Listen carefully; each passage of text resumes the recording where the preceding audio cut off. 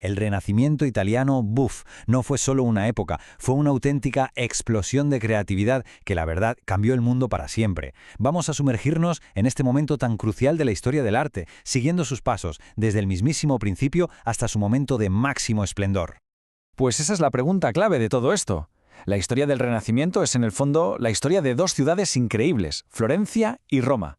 Vamos a seguir el rastro del epicentro artístico, cómo se movió de una a otra, para entender de verdad cómo llegaron a redefinir todo el arte occidental. Venga, empezamos nuestro viaje en el siglo XV.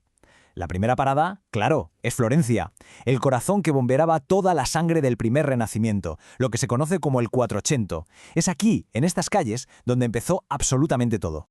Para que nos situemos bien, estamos hablando de los años 1400, un siglo enterito de innovación, de experimentar, que puso los cimientos de un estilo artístico completamente nuevo, rompiendo de una forma, radical con todo el pasado medieval.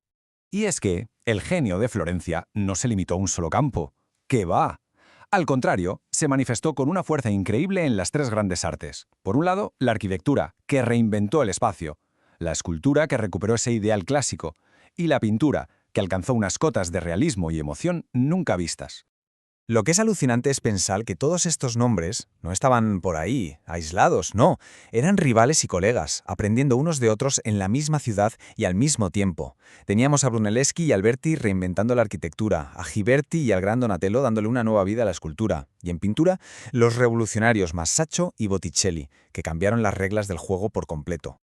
Si hay una obra que resume el espíritu del Quattrocento, es esta. La cúpula de Brunelleschi no es solo una proeza de la arquitectura que desafió las leyes de la física de su época, es el símbolo del ingenio, de la ambición y de la confianza que tenía Florencia en sí misma. Una auténtica pasada.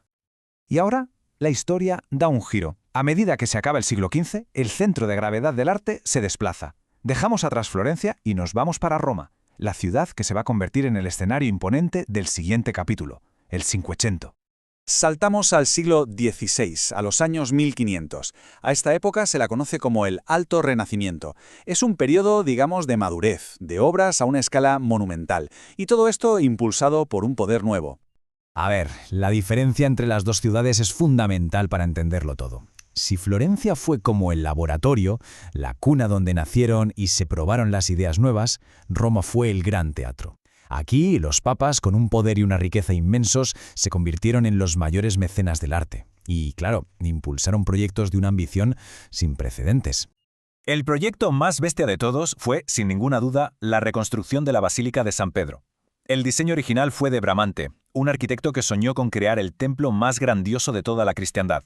Casi nada. Y es en este proyecto donde entra en escena una figura colosal, un artista que dominaría la época, Miguel Ángel.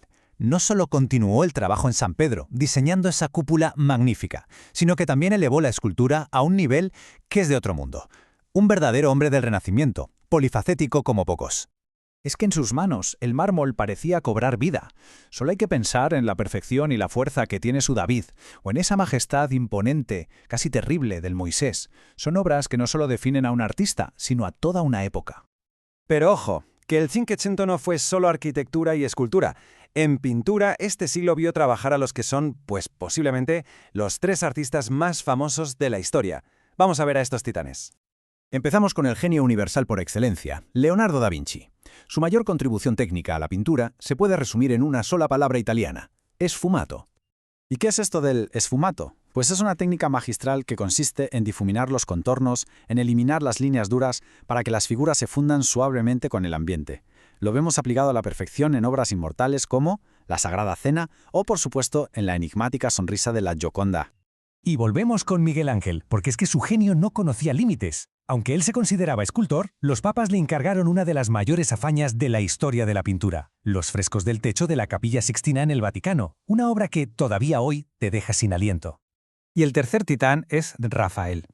A ver, si Miguel Ángel representa la fuerza dramática y Leonardo, el misterio casi científico, Rafael es el maestro absoluto de la armonía, del equilibrio y de la belleza serena. Lo vamos a ver en sus obras principales. Es que sus obras son un prodigio de composición perfecta.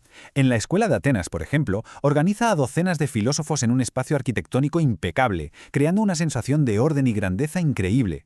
Y sus famosas Vírgenes con el Niño, por otro lado, son el ejemplo máximo de la ternura y la gracia divina, composiciones llenas de una calma celestial. Y así, nuestro viaje de Florencia a Roma nos ha mostrado 2 siglos de una creatividad absolutamente desbordante. Un periodo que no solo nos dejó obras maestras, sino que sentó las bases de todo el arte occidental que vino después. El legado se puede resumir en este gran movimiento. De la Florencia del 400, esa cuna innovadora de Brunelleschi y Donatello, simbolizada por su cúpula, pasamos a la Roma del 580, el gran escenario del poder papal, donde titanes como Miguel Ángel y Rafael dejaron su huella inmortal en la Basílica de San Pedro. Y así llegamos a la reflexión final. Después de este viaje entre los pioneros de Florencia y los titanes de Roma, queda una pregunta en el aire. ¿Quién encarna mejor el espíritu inquieto, ambicioso y polifacético de esta era que fue realmente irrepetible? La respuesta quizá no solo define al Renacimiento, sino también lo que más valoramos de su increíble legado.